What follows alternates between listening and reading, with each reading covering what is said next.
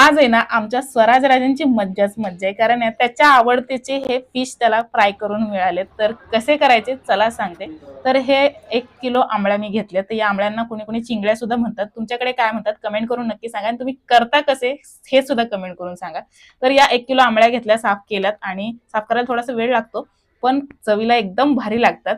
तर ह्या आंबळ्या साफ करून घेतल्या, आणि या आंबळ्यांना 1 लिंबू पिळून घातले, आणि चवीनुसार मीठ, हळद आणि कांदा लसूण मसाला घातलाय. मस्त कोट करून घेतलं मसाल्यामध्ये, आणि बेसनमध्ये आणि रव्यामध्ये सुद्धा कोट केलं. तर रवा अर्धी वाटी आणि 2 चमचे बेसन घातले, चवीनुसार मीठ आणि हळद रव्यामध्ये सुद्धा घातलेली आहे, आणि कांदा लसूण मसाला सुद्धा घातलाय.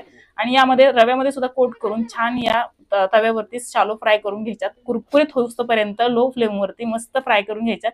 ह्या आंबळ्या आहेत ना खूपच मस्त कुरकुरीत बनतात.